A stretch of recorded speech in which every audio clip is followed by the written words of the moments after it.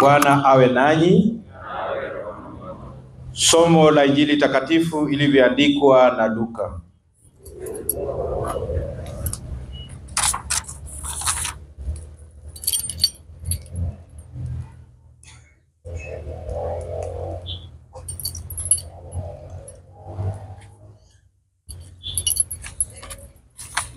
Wakati ule Yesu aliwaambia wafuasi wake, ndivyo ilivyoandikwa kwamba Kristo atateswa na kufufuka katika wafu siku ya tatu, na kwa jina lake ihubiriwe toba na maondoleo ya dhambi kwa mataifa yote, kuanzia Yerusalemu. Ninyi ni mashahidi wa mambo hayo. Angalieni, mimi ninawatumia ahadi ya Baba yangu, lakini ninyi kaeni mjini hata mvikwe nguvu toka juu. Toka hapo akawapeleka Bethania, akainua mikono yake akawabariki. Tazama, katika kuwabariki alijitenga nao, akachukuliwa mbinguni. Wakamwabudu, kisha wakarudi Yerusalemu kwa furaha kubwa, na daima walikuwa hekaluni wakimsifu Mungu. Injili ya Bwana.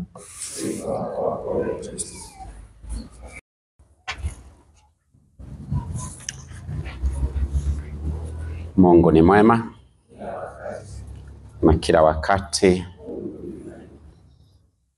Bwana Yesu asifiwe. Naomba niwakaribishe sana katika tafakari ya masomo yetu ya siku hii ya leo, ambapo tumejaliwa nafasi ya kuunganika ili tuweze kuadhimisha sikukuu ya kupaa kwa Bwana wetu Yesu Kristo mbinguni. Kupaa kwa Bwana kunatupa fursa kama waumini ya kusherehekea sikukuu ya matumaini, kwa sababu Yesu ametudhihirishia wazi ya kwamba baada ya ufufuko wake alipata fursa ya kurejea katika utukufu wake. Na hivyo sisi kama wafuasi wake, licha ya kwamba tunaadhimisha sikukuu ya kupaa kwa Bwana, pia tunaadhimisha sikukuu ya matumaini, tukitazamia siku ya kufufuliwa kwetu, ili tuweze kupata fursa ya kuishi na kudumu naye Yesu Kristo katika ufalme wa mbinguni. Na kwa hivyo sikukuu ya kupaa kwa Bwana Yesu Kristo inatupa sababu tatu. Sababu ya kwanza ikiwa kwamba kupaa kwake kuna tujalia nafasi ya kupokea Roho Mtakatifu. Kupaa kwake pia kunatukumbusha maneno ambayo Yesu Kristo aliweza kuyasema tunaposoma Injili ya Yohane mlango wa 14 aya 2 hadi 4, alipotuambia ya kwamba msifadhaike mioyoni mwenu. Nyumbani kwa Baba yangu kuna makao mengi, na kama hakungalikuwa ningaliwaambieni. Hivyo akatuambia, naenda kuandalia mahali, ili patakapo malizika nitakuja kuwachukueni, ili mahali nilipo nanyi muwepo. Kwa hivyo kupaa kwa Bwana kunatupa fursa ya kutazama na kuelewa ya kwamba alipaa mbinguni kwenda kutuandalia mahali ambapo nia na mapenzi yake ni sisi tunapomaliza udhia wetu duniani humu tuwe na nafasi hiyo ya kujumuika pamoja naye katika vigango vya uzima wa milele. Na sababu ya tatu ambayo leo tunasherehekea tunapoadhimisha kupaa kwa Bwana wetu Yesu Kristo ni kumaanisha kwamba Yesu anapoondoka hayumo tena nasi katika mwili huu. Inampa nafasi bora zaidi kurudi kwetu kwa njia ya Roho Mtakatifu ili apate kuandamana pamoja nasi mpaka mwisho wa dahari. Kama vile ambavyo tunasoma kwenye Injili ya Mathayo mlango wa 28 aya ya 20, na tunaambiwa kwamba nitakuwa nanyi mpaka mwisho wa dahari. Kwa hivyo kuondoka kwake kunaashiria hiyo nafasi ya kurudi kwetu, kurudi katika maisha yetu kwa njia ya kipekee sana kwa ujio wa Roho Mtakatifu, ili Yesu apate kuendelea kuandamana nasi kwa njia ya kipekee sana. Na ni juzi tu tulisoma Injili ya Mtakatifu Yohane mlango wa 16 alipokuwa anawaambia wafuasi wake ya kwamba bado kitambo kidogo hamtaniona na bado kitambo kidogo mtaniona. Kwa hivyo Yesu anapopaa mbinguni yuatupa fursa nyingine ili apate kurudi kwetu kwa njia hiyo, kama alivyotuambia atamuomba Baba ili apate kumtuma Roho wake aje andamane pamoja nasi katika safari ya hapa duniani. Na kwa hivyo tunapotazama mambo hayo matatu kama sababu kuu ya kuweza kuadhimisha leo kupaa kwa Bwana wetu Yesu Kristo, basi tunapaswa kusherehekea, kufurahia, kwani tuna nafasi sasa ya kuweza kumpokea Roho wa Mungu katika maisha yetu ili apate kuwa msaada maishani mwetu. Tunapompa nafasi ili aweze kutuimarisha, aweze kutufundisha na aweze kutuelekeza kuambatana na nia na mapenzi yake Mungu Mwenyezi. Somo la kwanza, tumeelezewa vile ambavyo Yesu Kristo alivyofanya kazi katika ulimwengu huu, na wakati ambapo alikuwa anashughulika kuweza kutuelekeza na zaidi kutusaidia, tunakumbushwa mambo muhimu sana tunapoambiwa kwamba nilisimulia yote aliyofanya na kufundisha Yesu toka mwanzo mpaka siku alipowapa mitume aliyowachagua agizo kwa nguvu ya Roho Mtakatifu na kuchukuliwa mbinguni. Kwa hivyo tunapopitia yale maisha na matendo yake Yesu Kristo duniani humu, tunakumbuka kazi zake ambazo aliweza kuzifanya. Na hizo kazi alizozifanya zilikuwa za kuweza kutusaidia na zaidi kuelewa ya kwamba Yesu aliyetoa mwili wa mwanadamu alikuwa mwanadamu kamili na Mungu kamili. Na hivyo kupaa kwake kuna mpatia mwanadamu nafasi ya kuweza kushikamanishwa na Utatu Mtakatifu ama umungu wake. Hivyo anaporejea kule mbinguni, tunaona anashikamanisha ya dunia na ya mbinguni, kama vile ambavyo tunavyosema katika ibada ya misa takatifu ya kwamba katika misa tunashikamanisha ya mbinguni na ya duniani. Huyu aliyepaa mbinguni, huyu ambaye tunatarajia atakuja siku ya mwisho ili kuweza kusanya wote ambao waliishi kuambatana na nia na mapenzi yake Mungu Mwenyezi, ili wapate kutwaliwa na kuunganishwa na ya mbinguni. Basi ni kumaanisha kwamba kila tunapokuwa na adhimisho la misa takatifu tunashiriki yale ambayo Yesu Kristo aliweza kutuachia, hasa tunapoona ya kwamba ni katika ibada ya misa tunamwalika ama Yesu anashuka katika altari zetu, anageuza huo mkate, anageuza hiyo divai, inakuwa mwili na damu yake, na hivyo tuendelea kushirikishwa umungu wake na roho yake.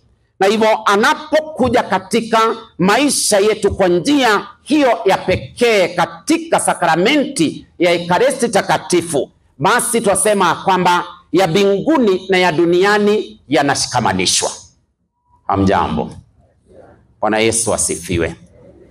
Jua hii inanikumbusha juu ya huyu mama ambaye kuna mtoto aliyesoma na mwanaye, na huyu mtoto hakuwa akiongea sana. Alikuwa ni mtoto ambaye amenyamaza tu.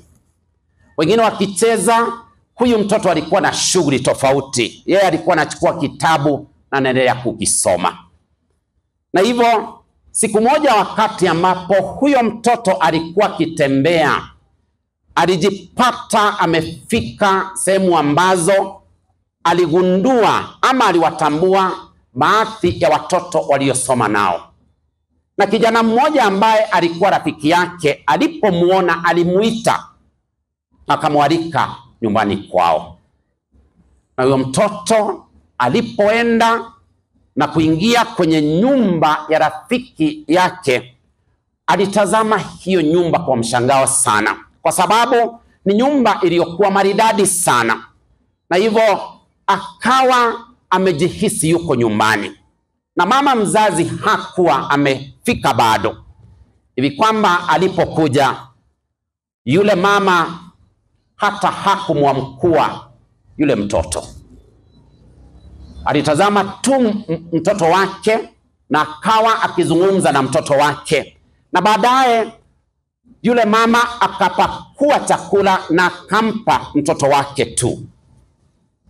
Na baada ya huyu mtoto mwingine kuachwa bila chochote, basi akawa amejikunja kwa nyumba, maana aliona ni kana kwamba hakutakikana katika kigango kile. Na mtoto huyo aliendelea tu kunyamaza, ameketi ameinama, lakini rafiki yake alimkaribia na akaweza kumkaribisha ili waweze kula chakula pamoja. Mwanzo aliogopa, na baada ya kuogopa, sasa huyo mtoto alipokaribishwa na rafiki yake na wakaanza kula, mama mzazi alipokuja alimtazama kwa macho ya kumwambia yule mtoto, jaribu tena. Na yule mtoto hata kama anataka kuchukua, anaona ya kwamba mama amemtazama kwa sura mbaya. Na baadaye yule mama alimuuliza yule mtoto, wewe mama yako ni nani? Huyu ambaye hajakufunza tabia. Na mtoto akanyamaza, kwa sababu sasa aliogopa yule mama asije akamtendea mabaya. Na ndio mama akasisitiza na akasema kwamba ningependa kuona mama yako huyu ambaye hajakufunza adabu. Na ule kijana aliambiwa, inuka twende nikute mama yako. Na kijana aliinuka kwa utaratibu bila kusema lolote, na baadaye akamuongoza yule mama. Na baada ya kumuongoza, wakatoka nje ya mji walikokaa, wakaingia vitongoji duni za mji, na mama akaanza kujiuliza ni wapi tunakoenda. Na baadaye walienda mpaka mahala ambapo waliweza kukuta kuna kaburi. Wakakuta mahala ambapo kuna kaburi, na kijana akaelekeza kidole na akasema, mama yuko hapa. Na yule mama aliyekuwa ameondoka na fujo kusikia kwamba mama yumo ndani ya kaburi, huyu ambaye hajafunza huyu mtoto adabu, alinyamaza. Na baadaye akauliza mtoto, unaishi wapi? Kamwambia, ninaishi na jamaa zangu ambao kwa kweli hata hawanijali. Kwa hivyo huyu mtoto hata wakati ambapo alikuwa anatembea, alikuwa akitembea akitafuta kama anaweza akapata msamaria mwema. Na hapo mama aliguzwa na akaanza kutokwa na majonzi, kwa sababu alimhurumia huyu mtoto, maana hakuwa na wakuweza kumtunza. Na ndipo mama akaamua kwamba atamchukua yule mtoto aweze kuwa mtoto wake na mlee kama mtoto wake. And that is how things and the life changed of this particular child. Kwa sababu mama alikuwa na mhukumu mtoto kana kwamba hana adabu, lakini alipogundua kwamba shida si ya mtoto, mtoto alimpoteza mama yake, akaamua atataka kuwa mama yake ili aweze kumsaidia huyu mtoto katika maisha. Leo tumesikia Yesu Kristo akiwaagiza wanafunzi wake ya kwamba, samahani, sio Yesu, bali malaika walipowatazama wale wanafunzi wa Yesu wanatazama juu, waliambiwa kwamba mlivyomuona akienda ndivyo atakavyorudi. Lakini zaidi ni waweze kujua kwamba wamepewa fursa ya kwenda kumshuhudia Mungu katika maisha yao. Kupaa kwa Bwana kunaanzisha maisha yetu upya, tuweze kwenda na kushuhudia Yesu katika maisha yetu ya kila siku. Na pengine swali ambalo tunapaswa kujiuliza, kama leo Yesu anaweza akarudi, tuulizwe, nini ulichofanya na maisha ambayo nimekupa ili uweze kwenda kunishuhudia? Ni wangapi wetu ambao tutakuwa tumehitimu? Tutakuwa tunamshuhudia Mungu katika maisha yetu, ama tutakuwa tumetekeleza ama tumekosa kuwajibika katika kumshuhudia Mungu katika maisha yetu?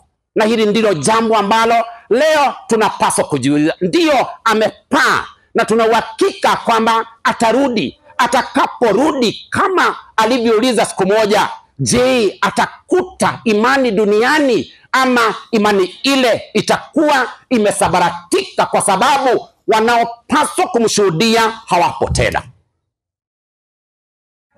God is good and all the time. Tutakuwa tunamshuhudia. Kwa hivyo, kwa sababu ni rahisi kubatizwa, kama vile ambavyo tunaambia watakaofungwa vitambaa ni rahisi kufungwa kitambaa, si ni kichwa tu, na ni mafundisho ya miezi mingapi?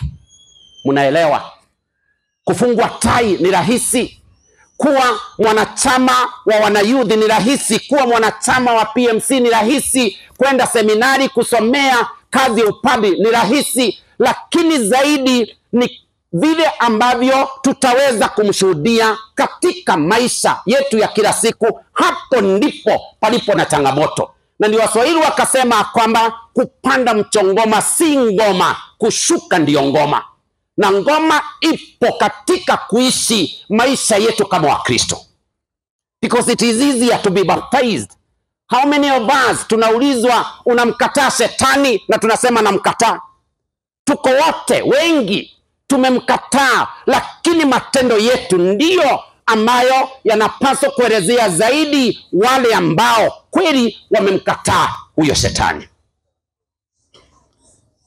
Tunapozungumza, unapofungua mdomo, ninayoyasema ni ya kumtukuza Mungu, ama ni ya kumshuhudia Mungu, ama ni ya kumsaliti huyo ambaye aliyatoa maisha yake juu ya msalaba?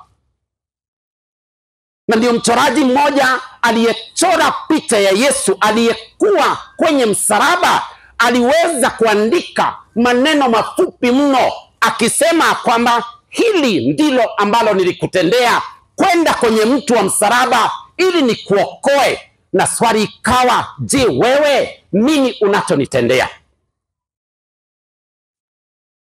Si lazima turudishe mkono. Alitoa maisha yake, akatundikwa msalabani, akafa, akalipa deni ya dhambi zetu. Somo la pili limetuambia baada ya kulipa deni ya dhambi zetu, huyo ambaye alijinyima mpaka maisha yake ili wewe na mimi tupate kuishi, nini tunachojinyima ili Yesu apate kutukuzwa katika yale maisha ambayo tunaishi kila siku? Na ndio mtu mmoja profesa aliingia kwa darasa amebeba vikombe, na vikombe hivi vilikuwa vingine vya dhamana na vingine ambavyo dhamana yake ilikuwa ni ya chini mno. Kikombe ya plastic, ingine ni ya ceramic, ingine ni ya grasi, ingine ni ya bei ya juu sana. Na kaambia wanafunzi ya kwamba chukueni, mtu achukue kikombe ili ajiwekee kahawa, anywe kahawa. Wanafunzi waling'ang'ana kuchukua vikombe ambavyo vilikuwa ni vya dhamana, zile ambazo hazikuwa za bei zikaachwa.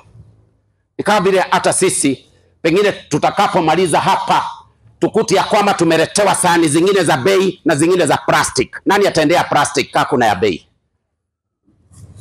Mungu ni mwema. Bwana Yesu asifiwe. Nani ataendea? Kwanza ni tushughulikie za bei.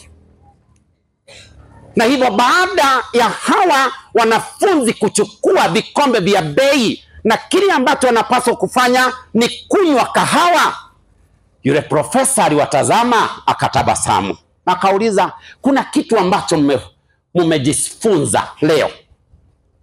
Akauliza, kama nini? Ulituambia tuchukue vikombe tunywe kahawa. Sasa hapo kuna fundisho ipi? Akawaambia, fundisho liko hapa, ya kwamba nilipowaambia mchukue vikombe munywe kahawa, kile ambacho kilikuwa cha maana hapa ni kahawa ambayo mtakunywa, sio vikombe. Ninyi mmekimbizana na vikombe kwanza, kana kwamba kikombe ndicho cha dhamana kuliko ile kahawa ambayo mtakunywa, bali ni kile ambacho utaweka kwenye kikombe, hicho ndicho cha dhamana. Tunahangaika tukishughulikia mambo ya mwili huu, tunasahau kile cha dhamana ni roho zetu. Na ndio tuambiwa kwamba tulipewa jukumu moja, na hilo jukumu ndilo ambalo tunapaswa kupambana nalo katika maisha, kuokoa roho zetu, sio kuokoa hii mwili. Hata Yesu alituambia kwamba atakayeokoa mwili wake atapoteza, lakini atakayepoteza nafsi yake kwa ajili yangu na kwa ajili ya Injili, huyo ataisalimisha. Wewe na mimi tumepewa hiyo nafasi, na ndipo leo tunaposema kwamba Yesu amepaa mbinguni ili tuweze kushushiwa Roho Mtakatifu aje aweze kukaa ndani yetu. Jichunguze, nijichunguze. Tunazalisha matunda yale ambayo tunawezeshwa na Roho wake Mungu Mwenyezi kuweza kuzalisha katika maisha yetu. Tumetayarisha maisha yetu namna gani ili tuweze kupokea huyu Roho wa Mungu ambaye aja katika maisha yetu? Mimi saa zingine usumbuka sana nikijiuliza, tutafika mbinguni kweli? Kwa sababu uliza watu ambao wana mdomo ni sisi. Baada ushughulike na ya kwako, unataka kushughulika na wengine, na yako bado hujaweza. Shughulika na ya kwako kwanza, nishughulike na ya kwangu, kwa sababu tunapaswa kushughulika na yetu. Lakini wakute ya kwamba ya wengine hiyo ndio inazima moto, na hasa mkisikia ni ya padri, hiyo ndio utasimamisha zaidi. Mungu ni mwema. Tumsifu Yesu Kristo. Na ndio nashukuru sana ya kwamba mbele ya Mungu hautasimama na ya mwingine, utasimama na ya kwako. Mungu atakuuliza nini ulichofanya na maisha niliyokuzawadia. Je, uliendeleza sera zangu ama uliendeleza sera za nani? Jipige msasa, nijipige msasa, nijiulize nini tunachoendeleza katika dunia hii. Na inanikumbusha juu ya hii ndege ambayo iliabiliwa na watu 4: the pilot, a scientist, a boy scout and a priest. Huyo msomi, huyo rubani, anaitwa rubani, huyo padri ambaye alikuwa ni mzee, na wakiwa kule angani wakaambiwa kwamba ndege ina shida. Rubani alikuja akawaambia hawa abiria 3, kuna shida na ndege na imeanza kushuka. Shida ni kwamba tuna parachute 3 na sisi ni 4. Na rubani akasema kwamba mimi nilioa tu juzi, nina familia ya kutunza. Yeye akachukua parachute na akahama. The scientist na yeye akawaambia hawa, huyu scout na huyu padri akawaambia kwamba elimu nilio nayo haiwezi kapotelea bure. Nimesoma sana na ni lazima nijaribu kuwagawia watu elimu ambayo Mungu wa mbinguni alinijalia kabla sijatoka hii dunia. Naye akachukua yake na akahama. Kabaki padri na huyo kijana alikuwa scout. Padri kwa sababu ni mzee akasema, kijana, mimi nimebombea katika haya maisha, nimeishi maisha yangu, ningependa kukutana na Muumba wangu. Wewe bado ni kijana barubaru, chukua hiyo parachute ya mwisho, wewe enda zako, mimi niko tayari kukutana na Mungu. Na ule kijana akamsimamisha padri akamwambia, Father, sahau na hayo mazungumzo. Hapa Mungu ni wa ajabu kwa sababu tuna parachute 2. Yule msomi aliyesema kwamba yeye ni lazima agawie watu mambo, alichukua handbag yangu, hiyo ndiyo aliruka nayo. Kwa hiyo sisi tuna parachute ngapi? Chukua yako, nichukue yangu, sisi wacha tuvuke. Ndugu zangu, acha niwaambie, ujuaji ni mbaya. Usijipeleke mbinguni kama hujafika. Ngojea ufike ndio utaambia watu nilifika. Unajua kuna watu hujipeleka mbinguni kabla wafike, kujifanya watakatifu wa Mungu. Hata unapopokea unakuja umenyenyekea, lakini unaposema za watu hakuna unyenyekevu. Wacha tutoe unafiki maishani mwetu ndio tuweze kusaidiwa. Na tunapotoa unafiki, tutachukua parachute ya maana, ile ambayo itatusaidia kuweza kuokoa roho zetu na tusaidie kuokoa roho za watu wengine. Bila hayo, lazima tuwe na kusudio, na kusudio letu ni kusaidia wengine ili wabadilike, waishi maisha yale yanayoambatana na mapenzi ya Mungu. And they can only do that when we become a good example. If you are not a good example. Unajua, nakumbuka jamaa mmoja, sitaki kusema ilikuwa parokia gani, alikuwa mwenyekiti, lakini inapofika kukalia sina tabu ndiye alikuwa kwanza. Wanasema leta kama tulivyo. Lakini kanisani zaka hatoi, haonekani katika vitabu vya kanisa. Lakini ni mzuri sana kununulia watu kwa baa. Ni vizuri kwa sababu kama kuna wengine si wanunulie tu. Lakini kumbuka kwamba hata kanisa unahitajika, ninahitajika, ili tuweze kusaidia na kukuza kanisa zetu. Roho wa Mungu ambaye tunasema kwamba Yesu amepaa ili tuweze kuona ya kwamba sio tu ujio wa Roho Mtakatifu ambao tunangojea, lakini pia tuambiwa kwamba Yesu kuondoka kwake, his absence, he is coming to us so that he can also be present in our lives. We must be able to present Jesus wherever we go, because he is coming back in that form so that we can be spirit filled and we stand firm to defend our faith. If we cannot defend this faith, unakuta ya kwamba watu wengine, watu wanasema, unajua kuna watu huwa wanaelekeza vidole, waangalieni wa Katoliki.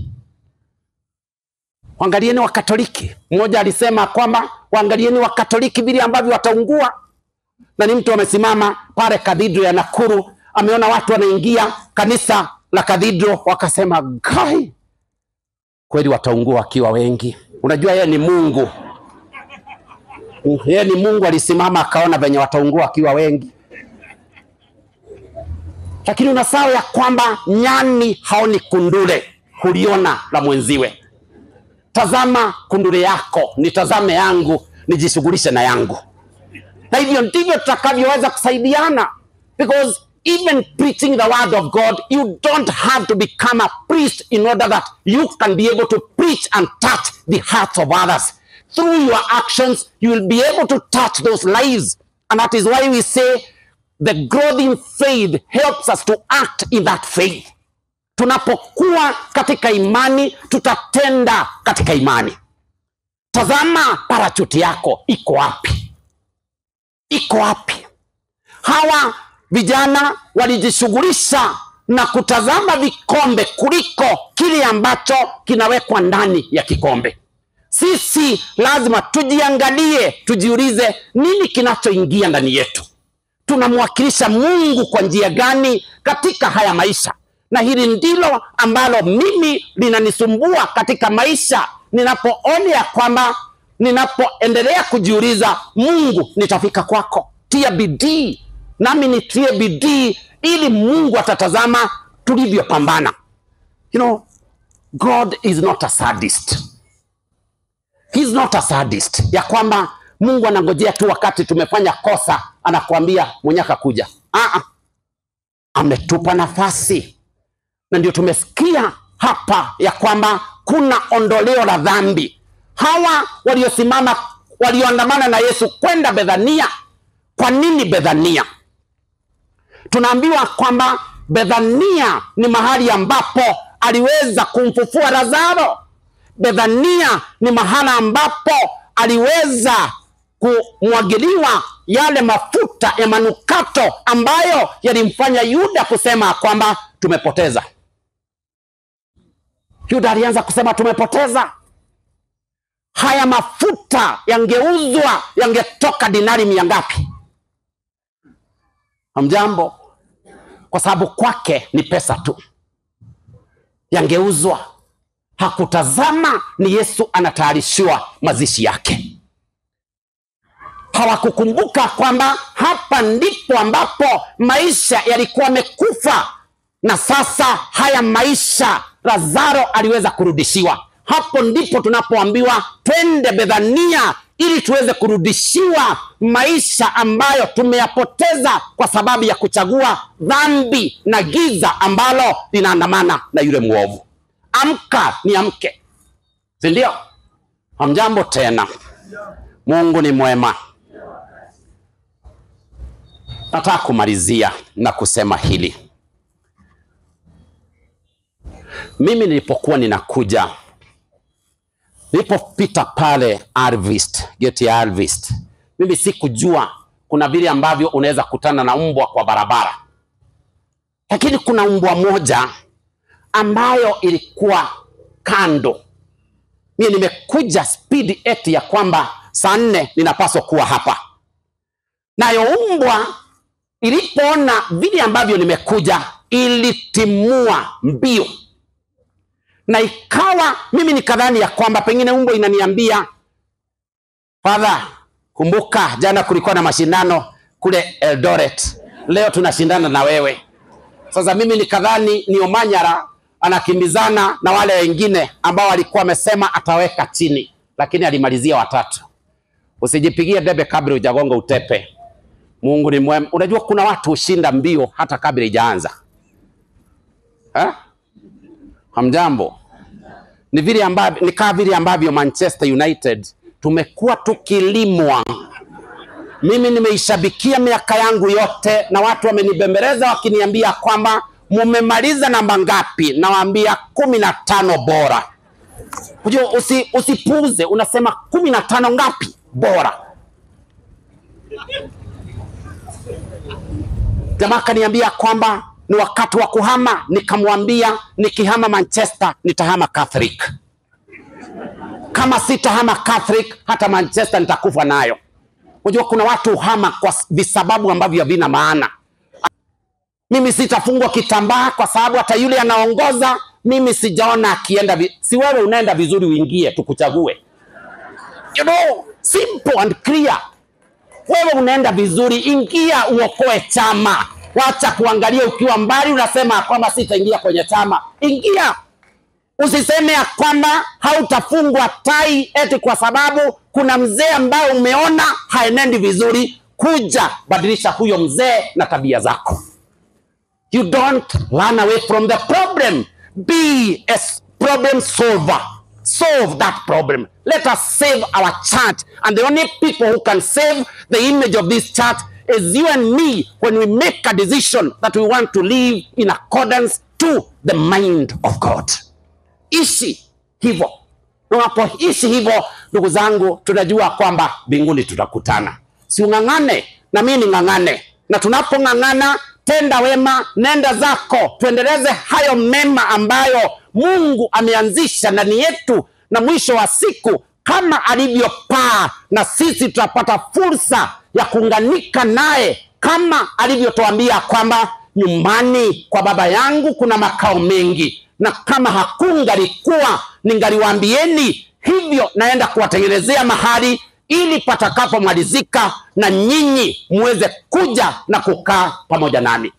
Nia yetu na mapenzi yetu na tamaa yetu ni kukutana na Mungu na kuishi naye katika makao hayo aliyoenda kutuandalia.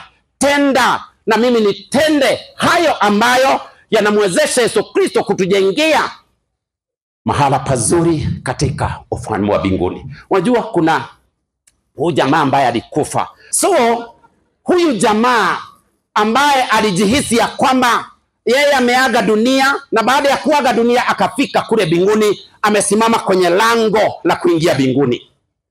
Akiwa pale, Petro alikuwa na funguo kwa sababu ndiye alipewa ufunguo. Akaja kumkaribisha. Baadaye akamwambia, kabla hujaingia ni vizuri kukutembeza huku. Unaweza tembezwa kule kwa shetani na unaweza tembezwa hapa mbinguni. Unataka tuanzie wapi? Na jamaa akasema kwamba tuanzie na kule kubaya. Kwa hivyo akasema waanzie kwa shetani. Akapelekwa kule, na milango ilipofunguliwa aliona mahala pazuri sana. Ngoma, kama watu wanaweza kumbuka ule wimbo unaitwa Karumbandika, ulikuwa unachezwa kule. Ule wimbo wa Kamaro ulikuwa unachezwa wapi? Akaona nyama ambazo zimewekelewa zinachomwa, na watu wanakunywa pombe za kila aina. Alipotazama akaona marafiki zake kule, hata wao wanajiburudisha. Na kaambia, kwa sababu ulikuwa unakuja tu kujionea, basi wakati wa kutoka umewadia. Akasema, si ungeacha tu nikakae kidogo? Kaambia, hapana, ni kujionea. Baada ya kujionea, alipotolewa akapelekwa mbinguni. Akakuta watu wanacharaza rozari, wengine wanasoma Biblia, wengine hapa ndio hao kwenye njia ya msalaba. Akaoda hapa kumenyamaza sana. Baadaye akatolewa, kaambiwa kwamba umetembea sehemu zote mbili, ungependa kwenda wapi? Jamaa akasema kwamba hapa mbinguni nimeona ni pazuri sana. People are serious with the business that brought them here. Kila mtu anashughulika na mambo yake, na kweli wameng'ang'ana katika sala, maneno mengine, na kuna utulivu. Lakini baada ya kutazama kule kwingine, mimi maisha ya kule naona yalinivuta sana. Hizo nyama choma niliona zimewekelewa kwa meza. Meza zilikuwa zimejaa kila aina ya kinywaji. Mimi naomba wapi? Nipeleke na kule. Na jamaa kaambiwa, is that your final choice? Akasema ndio, mimi nimechagua, nataka kwenda kule. Na jamaa kweli akaongozwa, akafikishwa mpakani. Akaambiwa, sisi hata pale unakumbuka nilikungojea hapa, kakwambia nenda utembee, lisali ni moja. Sasa hata hapa nakutakia kila la heri. Milango ilipofunguliwa alipatwa na nduru. Kauliza, hii nduru imetoka wapi? Na nilipokuwa nimekuja hapa nilikuta watu wamestarehe. Akaambiwa, ulikuta wakati ambapo matangazo ya biashara ilikuwa inaendelea. So this is now the real life. Na kwa sababu hangebadilisha kile alichochagua, aliishia wapi? Usivutiwe na matangazo ya biashara, ishi maisha mema. Nami niishi maisha mema, tukutaneni mbinguni.